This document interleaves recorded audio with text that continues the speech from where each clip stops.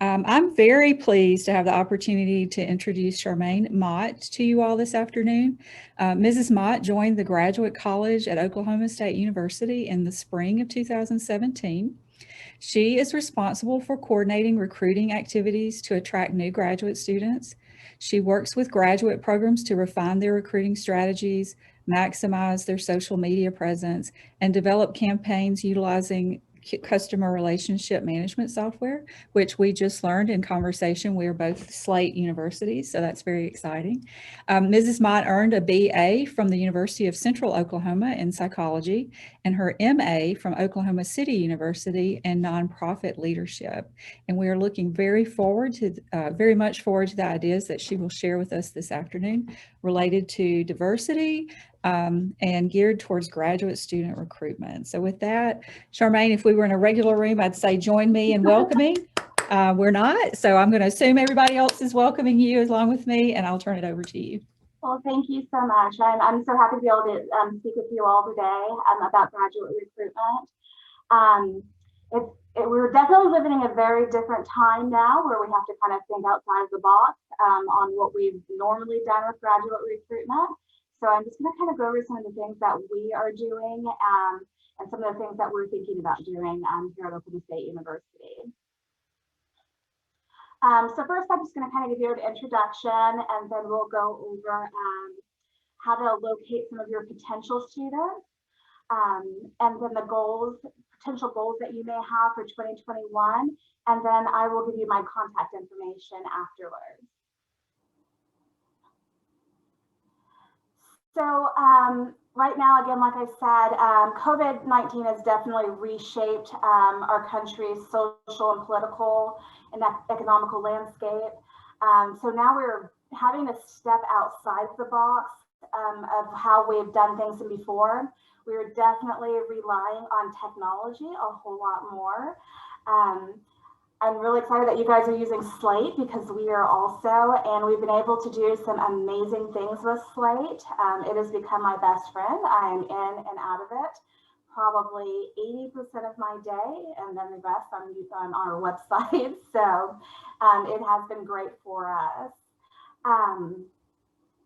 According to the National Association of College Admissions Counseling, students are overwhelmed by the cost of school. Generation Z, they are definitely looking at different things than your millennials and even your Xers are looking at. So that's something that we'll also talk about today. As educators, it is our job to show these students that, and I have Oklahoma State, but that graduate school is an investment in their future. So the first thing that I want to talk to you about is just locating your students. One of your best things that you'll be able to use is your customer relations management, your CRM, which is Slate. Slate is definitely a flexible CRM that's going to allow you to manage and interact with existing as well as past and potential students. One of the things that you will love that now that you are in Slate and your undergraduate students will be in Slate also, it'll be a great way to be able to tap into those juniors and seniors. Now, you're most likely going to be on two different you'll have two different systems. That's how we are at Oklahoma State University. So it is something that we have to work with our undergraduate admissions to get lists of juniors and seniors, but we are able to then, through Slate, send out information to them. You're also going to be able to do some amazing event planning and marketing in Slate, which is great for recruiters who are going out or for, well, we're not going out right now, or for those recruiters that are wanting to do more virtual things. So building an excitement and sharing information on your program will definitely help your students not only to stay engaged, but also lets them know what programs you have to offer. We at Oklahoma State have several programs as far as graduate and PhD programs. It's around 250 something, and that's with our master's, PhD, and our graduate certificates. So being able to get that information out to students is very, very important. So some of the ways that you're able to do with event, or that you'll be able to do event planning, are open houses. So we've had some programs that have had great success with doing virtual open houses now, because we have, again, due to COVID, we've moved away from that. And with Slate, you're actually able to set up events, and it will allow you to track the students that attend that event. And it will also allow you to have those students register within Slate, which is really nice. One of the things that we are doing now more also are conferences, both virtual and in person. Of course, right now we are doing more of the virtual. Some of the conferences that I really like to attend are, we have fellows here at Oklahoma State University that I work with, both the city year and the McNair students. Do you have those fellowships, Dr. Barlow? I believe we have had, if we don't have right now, we have had, yes. Okay. If you do have McNair fellows, those are amazing fellows or students to work with. In order to be a graduate McNair, a student must be an undergraduate McNair first, but they also then have that research experience that a lot of us are looking for. So it's a great demographic to tap into. Those students are all first generation students, and the majority of them, I want to say the majority of ours right now are in STEM programs, which is also exciting.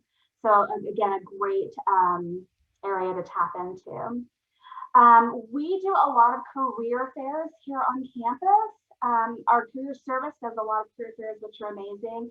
And I know a lot of times it is hard for us to get out of our offices to attend, especially if we have smaller area or smaller groups. So we have an ambassador program, which is a group of graduate students that work with the graduate college, and they help with events as far as like if we were to do tours, which we have of course stopped right now, but they also go to the career fairs that we have on campus, and they're able to talk to students. And then with Slate, we are able to have different laptops or tablets.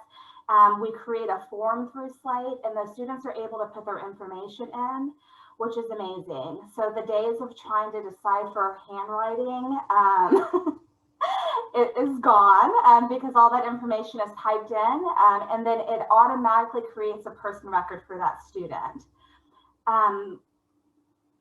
We are also getting ready to possibly do virtual tours, and not just due to COVID, but there are the times when students are out of state and they may not be able to come to the campus. So it is something that would be great for different programs to actually do, not just the graduate college, but different programs to do their own virtual tours. The majority of the times that I have students that contact me, they want to know about particular programs. So giving a tour of the campus, may be nice, and it may be something that they want, but they want more a tour of like labs and classrooms and things like that, stuff that they are going to be able, or that they're going to be interacting with every day. We also tap into our talent communities. So locating students can be difficult, especially during the time of a world pandemic that we are going through right now. Using existing resources is key to growing your program. So again, some different communities that you could tap into. Again, if you have fellows or scholars on campus, like your honors college, are great areas to go into. Tapping into your current student population. So getting in touch with your undergraduates. And one of the things that I have been working with, I am a part of several committees on campus. One of them being, I am the vice president of our Black Faculty and Staff Association.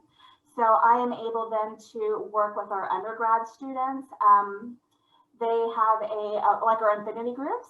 We have Afro-Am, which is our undergrad students, able to work with them and then let them know about grad school. I also am able to reach out to, I have friends that are professors at the university who are advisors for several of our Black Greeks that we have on campus. So to be able to talk to those students as well. Reaching out to your Greeks is always great if you have a lot on campus, and that is a huge population right there.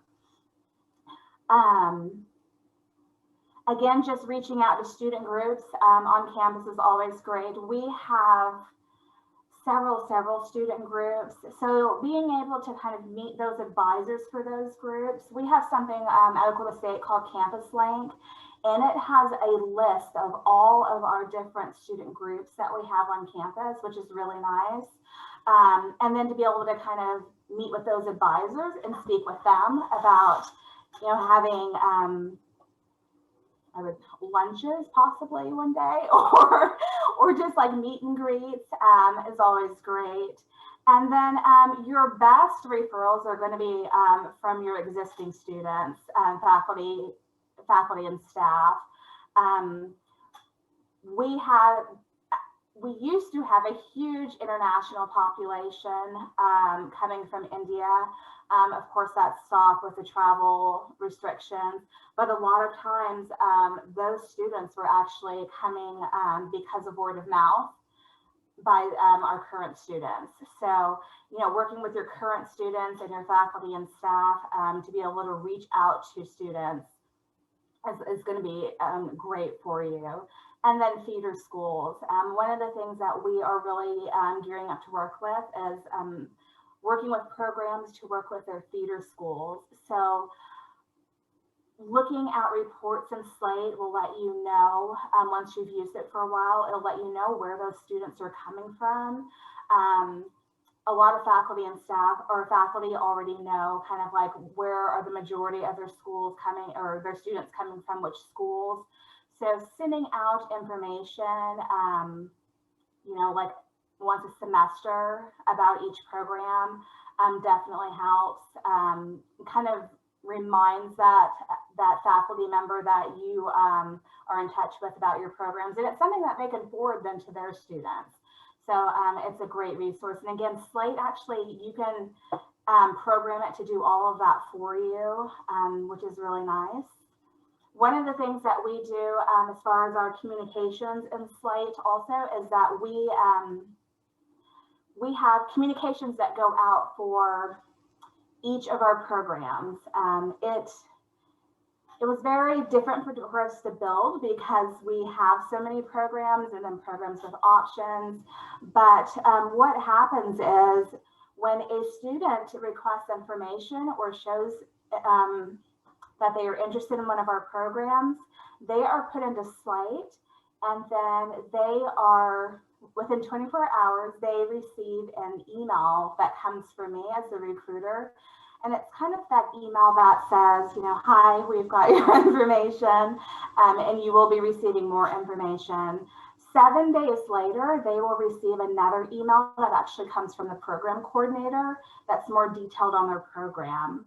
And then we have basically 8 emails that do go out. 4 of them are customizable by the program, and then 4 of them are kind of your generic emails. And I don't, when I say generic, I mean they're emails that will go for all programs. So it may have like information about the graduate college, or it may have information about financial aid in the bursar's office and things like that. That very last email that goes out, it is an email that is just kind of a reminder that says, hey, we see that you've started your application, but you have not finished it. One of the great things about Slate is you're able to actually go in and see how many of those emails have been opened. They're able to communicate back and forth with you. And one of the things that we talk to our programs about is that this email is not to, because it is automated, these emails are not to replace them. it's to kind of free up some of their time with those questions that are, always asked, like your deadlines, do you require the GRE, things like that.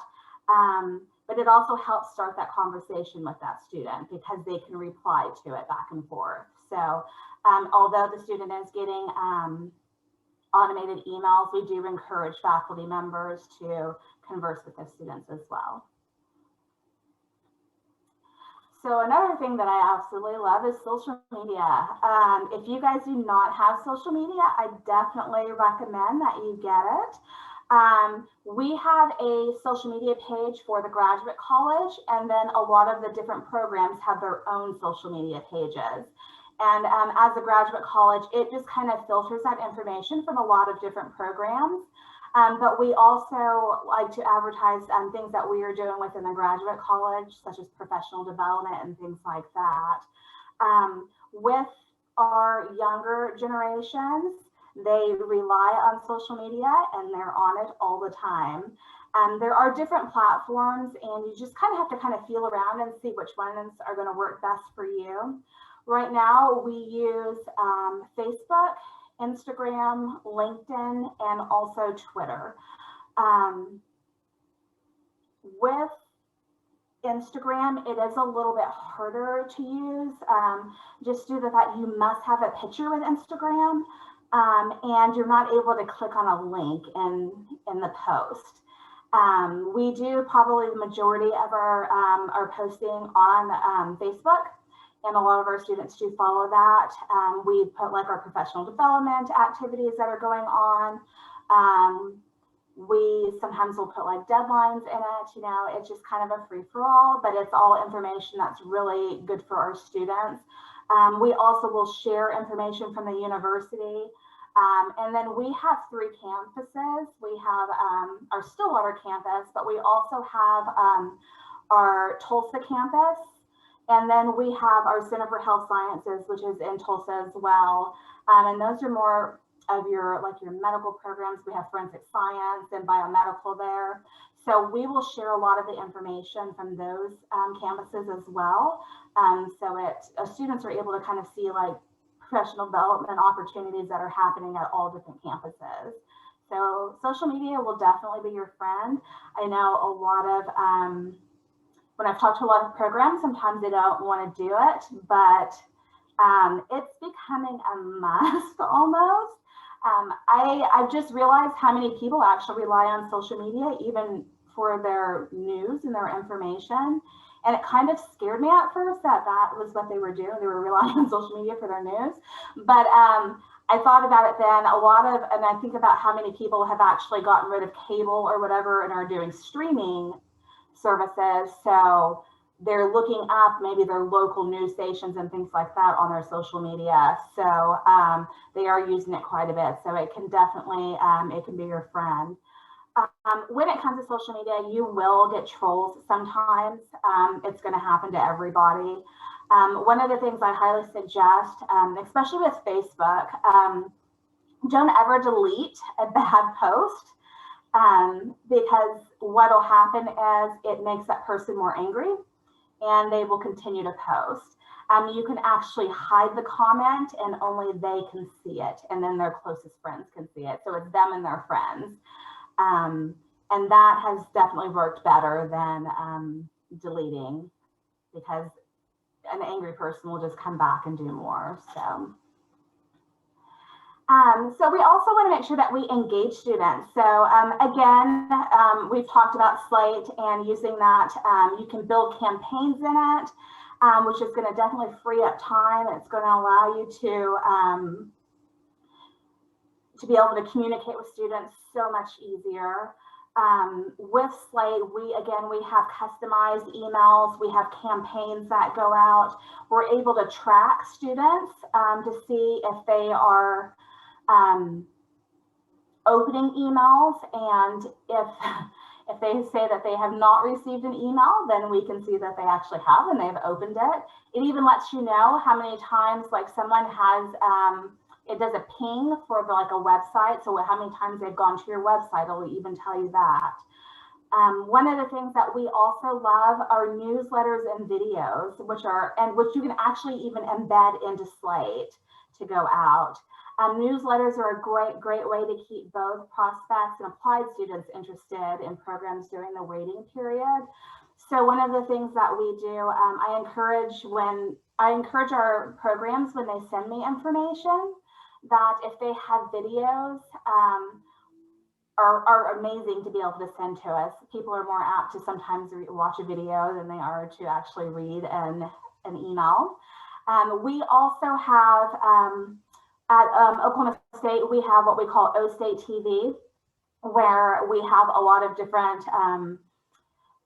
things that are filmed as far as seminars or speakers and things like that. So that can actually be embedded into Slate as well, and we can send those out to prospective students who are interested.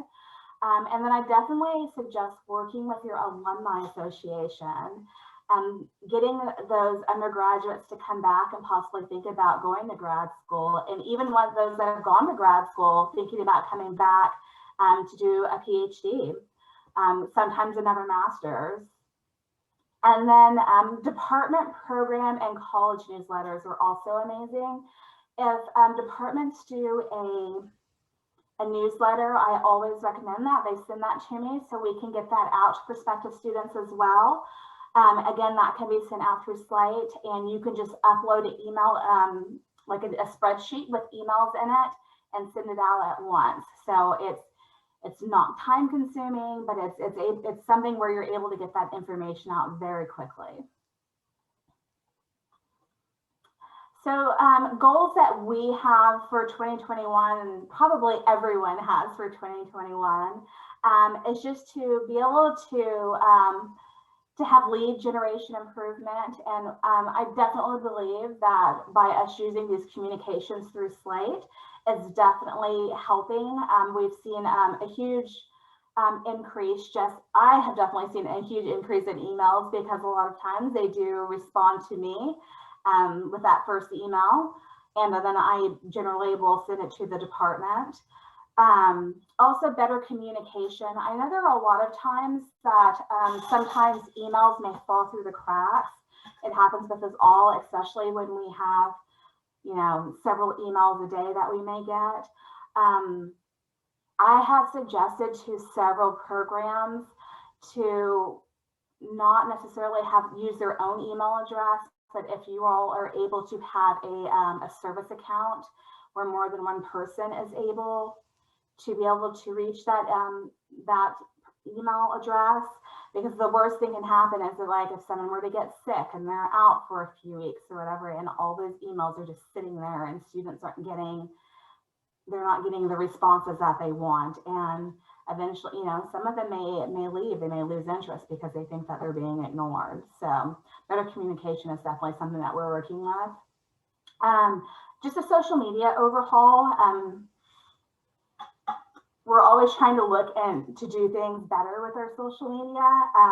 And one of the things with social media also is we definitely watch during the times that we post and what we post.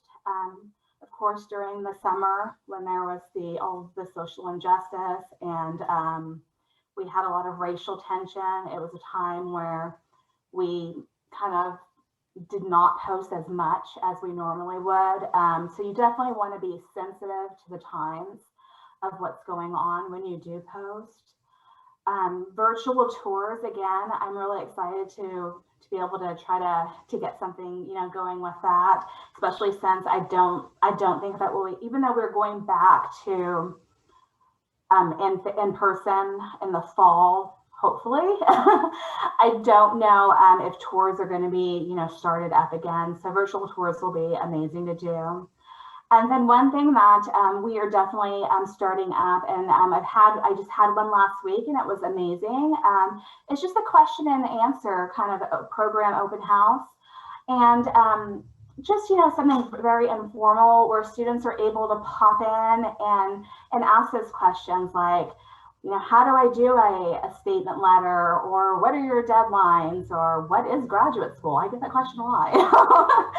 So just to kind of inform them, again, these first generation students may not know or understand what graduate school is. So we definitely want to let them know and to kind of ease their mind, let them know that it's not, you know, like so, I think a lot of times they think that it's so hard and that they won't be able to do it. So to just kind of let them know, and then to have always someone that has gone to grad school that can tell them their experience is always amazing too.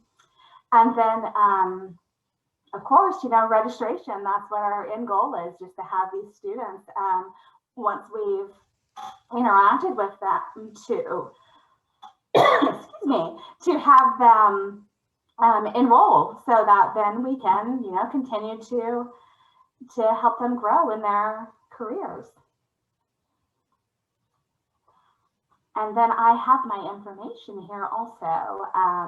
So if anyone were to need to contact me, of course, phone is not the best right now because we never know we're going to be in the office, but I can definitely be reached at my email address at any time. So at this point, we'll open it up to questions. The audience members, there's the Q&A feature that should allow you to put questions in. And usually it takes a few minutes for some questions to be typed. So while we're waiting on some questions, Charmaine, in terms of Slate, you know, here on our campus, we just got at Slate and launched our application in the fall. So we are moving towards communications and building out those plans. I'm curious, at your university, the different things that you were mentioning, like sharing a newsletter via Slate, or videos maybe taken by the campus TV via Slate. Is that happening primarily within the graduate college, or are the programs, do they have access to push that information out in Slate, or how does that work? So what we do, just to make sure that there's no abuse, which I don't think that there really would be, but also because it can be it can sometimes be time consuming depending on how many emails. We have them send them to me since I am the recruiter for the graduate college. I'm in it all the time, so I'm able to do it much faster. But I have programs just send it to me in a Word document, and then I move it over into Slate. I actually have a template for communication emails that go out, so then I can just kind of copy and paste what they've given me and put that into Slate and program it to go out. Okay. And we had one question. Does our person here that's our Slate captain is Ray Miller. And the question was, does Ray know Slate does all this? And the answer to that is yes. Ray knows, and I know. We've been keeping it a secret because we're taking it one step at a time. But the secret's out now, so more people are going to want to know about that. We have a couple of other questions. Charmaine, I don't know if you can see can you see the questions? You may not can see them if you're sharing your screen. And I can actually, let me stop sharing the screen. Okay. All right. What percentage of our grad programs are 100% online? How do you compete with 100% online programs at other universities? You know, we just had, I was in a conference yesterday, and that was one of the things that they were talking about was online programs. So with our, we have a few master's programs. We do not have any doctoral programs now that are online. As far as competition, it's really going to depend upon the student. There are some students that are going to be looking for a 100% online program, but I find a lot of students that don't want to do an online program. An online program, you have to be extremely disciplined. You really can't be a procrastinator. So I know when I went to grad school, I did not do it online for that reason, because I can be a procrastinator. One thing that I have had a lot of questions about are hybrid classes, though, which I think we're starting to have a lot more of, where they do so much online and then so much in class. So, you know, we have an actual a whole online area that recruits for our online programs, and they do a lot of like the military. So if you are trying to recruit, and I've gone with them sometimes, if you're trying to recruit for online programs, military is a great area to recruit for that. If you have any Air Force bases or Army bases near you, to get in contact with the education person on that base to find out when they have their career fairs. When your airmen and soldiers are getting ready to separate from the military, they go through like this whole thing of separation, and they have to find new careers. So a lot of them are going to school before they separate or afterwards. Interesting. I had not thought about military bases for that reason, but that, I mean, that's spot on thinking, right? And I'm military child, so Yeah. and my dad, when he retired from the Army, he used his GI Bill to go back to school, and he actually went to OSU, and it's one of those things where his GI Bill, he had the and that's one of the things also is there's different forms of GI Bill. There's the post and the pre 9/11. He had the pre 9/11 or the Montgomery, I believe. So he actually almost got paid to go to school. So he definitely was going to make sure that he was going. Great thing about your military too is they're going to continue to go. They're not going to drop out. They're going to finish. So. Okay.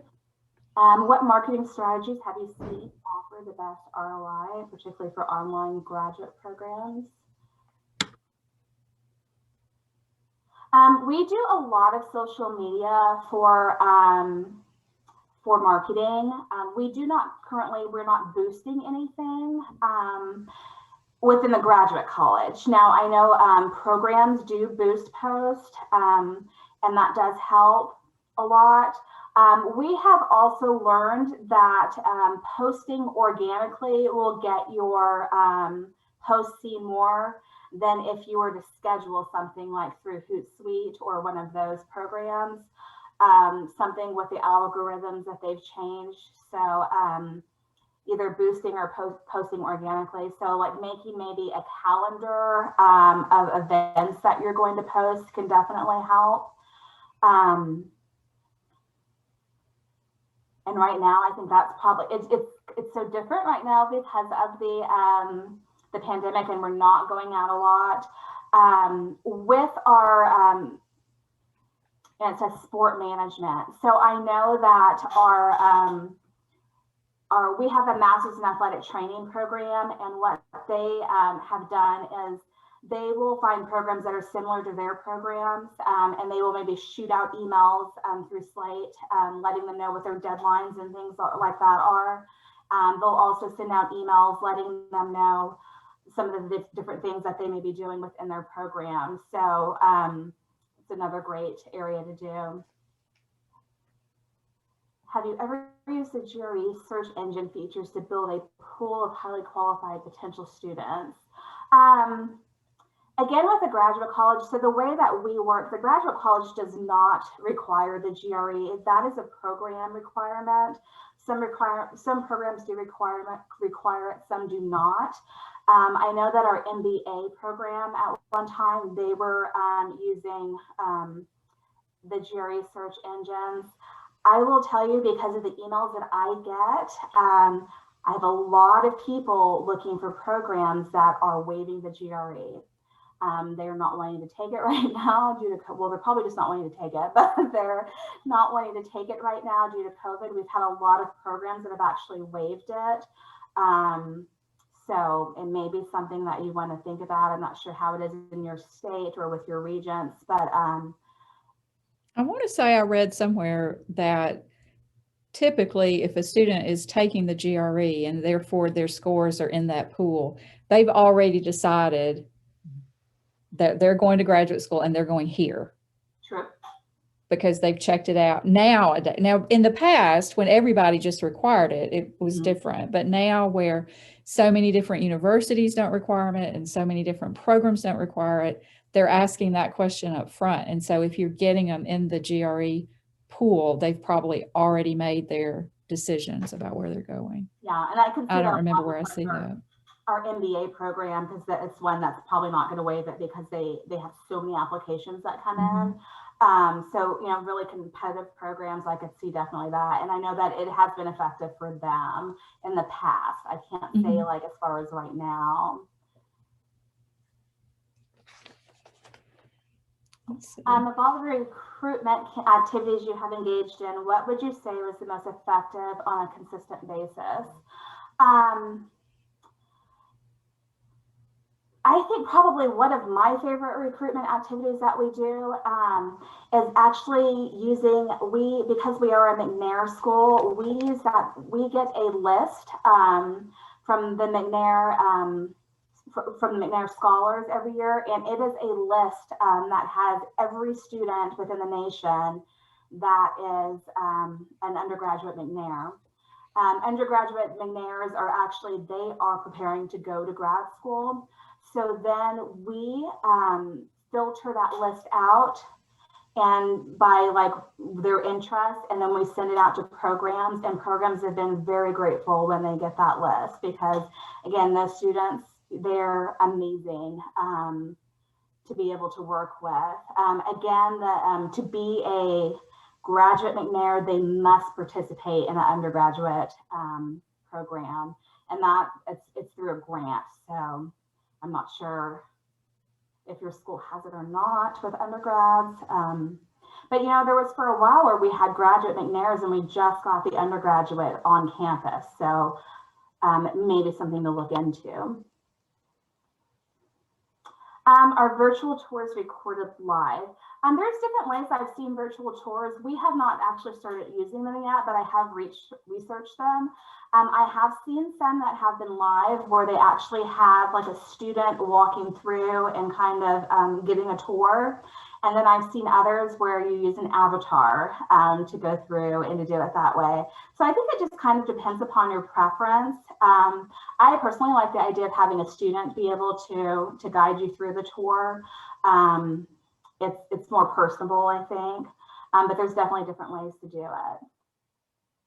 Can I add to that, Charmaine, that just for our faculty that are interested in that, a couple of weeks ago, I met with our Zoom account executive, and I don't remember everything he was saying, but he did show me how easily you could create a video where you're walking through the building and you're using a certain Zoom feature and so forth. So if we have any programs that would like to step up and be like, hey, we want to be the guinea pig and develop this virtual tour recording, then I would be happy to reach back out to our account executive and get a little bit more information about what he was talking about on that given day. And yes, I just wanted to share that. Another neat idea to do a virtual tour, I don't know if you guys have it available. We have in our library, we have available GoPro cameras. So to have someone where you can like rent them out for like a few hours or whatever. So to get a GoPro and then to actually, I guess you would put it on your head. I haven't actually used one. My dad has one, but to be able to walk around so they actually see from your eyes, you know, what the lab looks like and what they're going to be able to do. I think it would be pretty awesome. Well, we have a new building, an integrated health science building that should be opening in the next couple of months. So I think it is a ripe opportunity to do some of this, to not only feature, here's our new building, but at the same time, sell those programs in it. So we'll be trying to check that out. Yeah, absolutely. Anytime that you have like new buildings or things like that relate to a program, I would definitely send an email out to. Like we have our McKnight Center that opened up for performing arts, and it's absolutely beautiful. So like the music program was able to send out information about the McKnight Center and just some of the different events that were going to be there. So again, it's great advertising for that building and then also for that program. The next question, it says, the program committee has met and made recommendations of who to be accepted. We inform the students that through external email. Should we communicate this through Slate? Know that they are able to, yeah, so I would definitely communicate through Slate. The reason why is because it creates that student, well, you have that student record, but it also it lets you see all of the different communications that are going through. One of the things you can also do, because we do have some people that are like, I don't want to have to, get into Slate and email. There is actually an address, I believe they call it a gateway, and you can copy it. If you want to use your Outlook, you take that email address, you BCC it, and then it'll put it into Slate. That way, if you want to use your Outlook, then you can do that as well. But you want to be able to keep those communications in Slate. That way, you know kind of what's going on with that student. One of the things also that I do love about Slate is you can flag a student. If you have a problem student, you can flag them, and when someone opens up that person's record, it'll show at the top, and then you can put like reasons. So if you have someone that's coming in that maybe has erratic behavior or something like that, like they may walk into an office, you can put that in there, or if they've sent harassing emails and things like that. So it just kind of, the great thing about putting everything in Slate is it allows everyone else to know what's going on with that person as well. What social media do you focus on for recruiting 100% online programs? Again, we do have a whole kind of like area that does like the 100% online programs. But I think right now, probably one of the biggest ones that we do is Facebook. The great thing about, Facebook and Instagram is that students can actually chat with you on there also. So we get messages a lot asking about deadlines and things like that. The great thing about Facebook is you can actually have it do like a canned reply that will pop up. So when someone goes on to send you a message, there will be a reply already that comes up, and then you can continue to reply. But we have a lot of students, like international students, that will ask us messages at like 3 o'clock in the morning. So we will, that message will come up, and then it actually has our email address to admissions that they can email. So it definitely comes in handy with such things as that. Do you work in your media in-house, or do you contract that out? So I am media right now. We actually do have a marketing department, but I create a lot of our graphics that we have. I will tell you, your best friend will be Canva. It's CANVA. It is a free program. You can either use it for the free version, or you can use the paid version. I do have a paid version. It's like $13 a month, and it's completely worth it. And it allows you to create graphics. It has hundreds of stock photos in there that you can use. It definitely helps. Even if you have your own photos, you can upload them into Canva to make, flyers or social media posts. You can do animated posts in it. So we do use it a lot for that. I used it when when we built our website.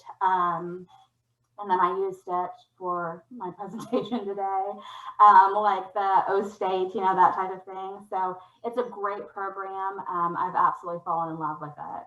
And once you start using it and you see stuff, you're like, I thought that was made in Canva. I work with so the next question is, how closely do you work with the College of Education? I work with them all the time. They're actually across the parking lot from us. We have combined our College of Education and our human sciences are now together. So it's a huge college, but we do work together a lot. They're a great area for me to work with. They're very responsive, so I absolutely love working with them. One of the things I know that they have struggled with, and this isn't an Oklahoma thing, it's just with teachers.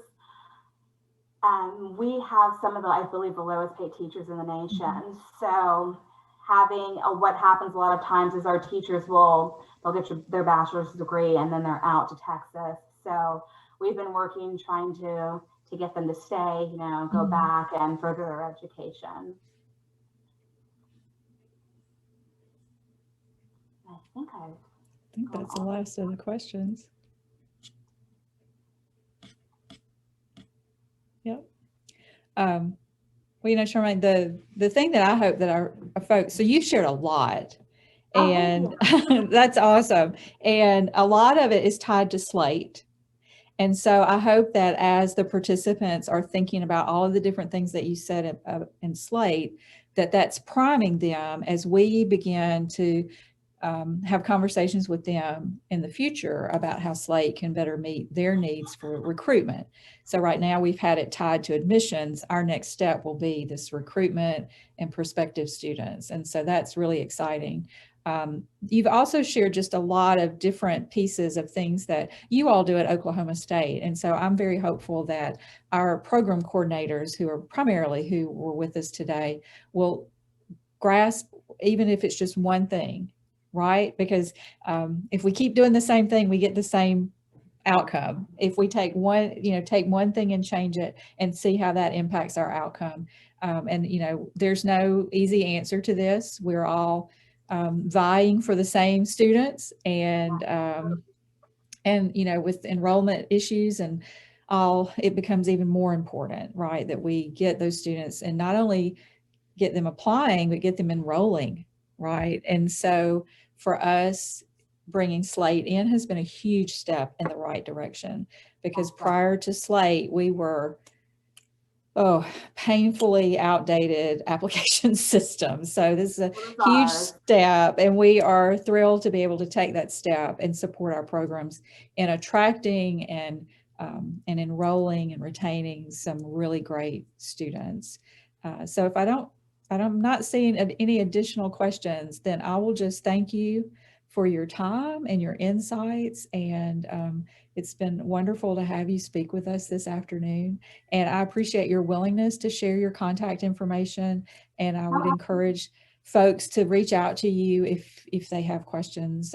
Oklahoma State is we don't have like a person like you in our graduate school. So that recruitment piece really does fall on faculty who oftentimes are not necessarily given a course release to do their recruiting. So having spot on strategies and the influence of social media, that goes a long way towards us being able to recruit. So we appreciate your insights and appreciate your time.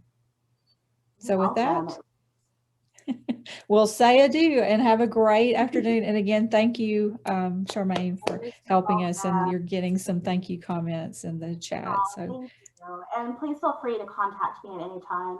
If I don't answer right away, I get a lot of emails. So just keep emailing me. I prefer, you're not bugging me at all. I have that same philosophy. I certainly understand. All right. Well, you have a good afternoon. And those of you that came this afternoon, thank you for being here as well.